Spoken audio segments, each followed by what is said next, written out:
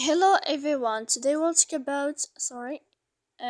everyone. Today we'll talk about how to fix or how to solve Spotify when it keeps closing. To know how to fix or to solve Spotify when it keeps closing, you should just go settings.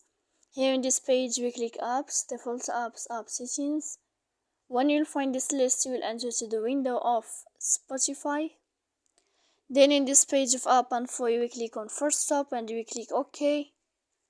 After that, we click storage. Here we click clear cache. You will go to click on Play Store.